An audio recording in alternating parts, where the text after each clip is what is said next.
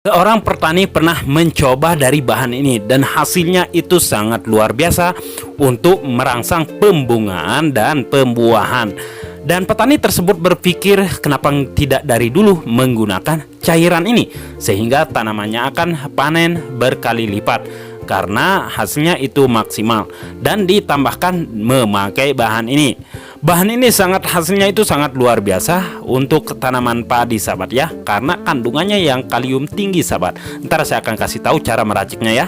Nah, untuk tanaman padi itu bisa membuat helai pada padi kita itu akan panjang, dan juga membuat tanaman padi kita itu akan menjadi berat.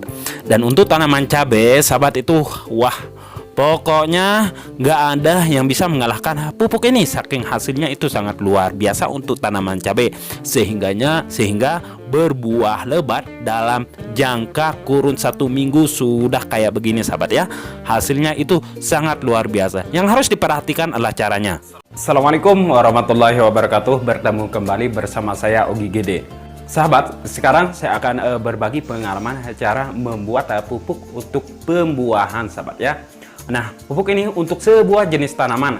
Nah, pengalaman ini langsung saya terapkan ke tanaman jeruk yang susah sekali berbuah, seperti tanaman alpukat juga dan tanaman durian sahabat ya. Dan hasilnya itu sangat luar biasa, berbuah di luar musim sahabat ya. Tetapi dengan cara sahabat ini ya, prosesnya itu emang mudah, tetapi menunggu bahan tersebut yang jadi itu yang lama sahabat. Nah sahabat, secara alami setiap tanaman memiliki fase berbunga dan berbuah yang berbeda. Namun untuk merangsang bunga dan buah pada tanaman, kita itu bisa memberikan pupuk organika cair atau POC yang bisa membuat tanaman tersebut berbuah lebat. Nah, pupuk ini mampu mempercepat pertumbuhan dan produktivitas tanaman sahabat ya. Namun tidak semua pupuk cair tersebut bisa digunakan untuk merangsang bunga dan buah atau pupuk buah, melainkan ada rahasianya sahabat ya, atau unsur haranya itu harus besar atau tinggi seperti fosfat dan juga kaliumnya, sehingga bisa berbuah banyak setelah kita spray pupuk tersebut. Nah oke sahabat, agar hasilnya lebih maksimal sahabat ya, yang harus diperhatikan cara pembuatannya biar hasilnya lebih maksimal. Pertama-tama adalah di sini kita memakai satu bahan dulu, yaitu garagaji ya, bekas garagaji kayu yang keras sahabat ya. Nah, bahan yang kedua di sini yaitu serabut kelapa sahabat ya. Nah, serabut kelapa ini juga mampu merangsang pembungaan dan pembuahan, sehingga terjadilah bunga dan anti rontok. Nah, di sini kita akan membuat pupuk KCL sahabat ya. Nah, untuk alat yang kita gunakan sahabat ya, pertama yaitu wadah yang berukuran 10 liter dulu. Ini tujuannya untuk merendam dari serabut kelapa. Nah, serabut kelapa bersama, nah kita taruh aja ini ya, garagaji ini, bekas garagaji yang kayunya itu keras, yaitu kayu mahoni yang saya gunakan di sini. Kalau sahabat nggak ada kayu, bisa menggunakan serabut kelapa juga atau dua ini, tetapi di sini saya memakai dua bahan ini sudah cukup. Nah, udah kita masukin. Setelah itu baru kita masukin dari serabut kelapanya sahabat ya. Nah, antara dua bahan ini tinggi angka unsur hara kaliumnya. Nah, ini. Oke, setelah kita masukin kedua bahan ini sahabat ya, baru kita masukin air panas. Tujuannya kita menyiram memakai air panas dari kedua bahan ini, yaitu sekam garagaji bersama serabut kelapa ini adalah untuk membunuh bakteri jahat dan membunuh patogen jahat, dan juga membunuh ada hama-hama yang kita tidak ketahui. Nah, bisa kita memakai air panas ini. Nah, setelah ini baru kita siapkan wadah. Nah, di sini kita siapkan wadah karung yang kecil seperti ini ya. Nah, ini untuk kita masukin dari kedua bahan tersebut, yaitu serabut kelapa bersama sekam kayu tersebut yang sudah direndam memakai air panas. Nah, ini yang pertama, dan nah ini udah jadi ya. Nah, sekarang kita akan memasukin sekamnya yang kedua kali sahabat, karena tadi tidak cukup untuk perendaman memakai air panas. Nah, ini kita masukin aja semuanya sahabat ya. Nah, ntar untuk tujuan dari perendaman air panas itu seperti yang saya sebutkan, lalu kita masukkan ke karung ini. Ini tujuannya untuk merendam ke wadah yang berukuran 20 liter air tersebut, yaitu tong besar itu sahabat ya. Nah, tidak cukup dengan memakai bahan ini, kita akan tambahkan 3 bahan lagi, yaitu garam krosok. garam krosok yang kita gunakan untuk ukuran 20 liter air tersebut entar adalah 10 sendok saja sahabat ya. Kalau kita kilokan itu berukuran 250 gram garam krosok.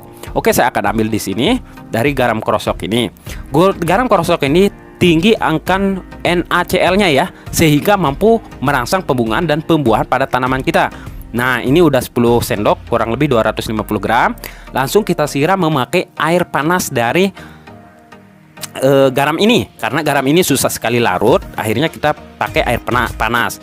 Walaupun susah larut sahabat, nggak apa-apa, ada sisanya, ntar langsung kita taruhin aja ke bahan-bahan tersebut.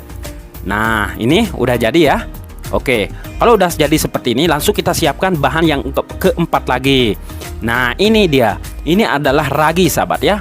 Ragi ini adalah tujuannya ntar untuk menekan dari zat tanin yang ada pada sekam kayu tersebut bersama bersama ini sahabat ya, bersama serabut kelapa tersebut. Di sini kita memakai 2 biji aja. Nah, setelah ini baru kita siram ya, kita remas-remas dari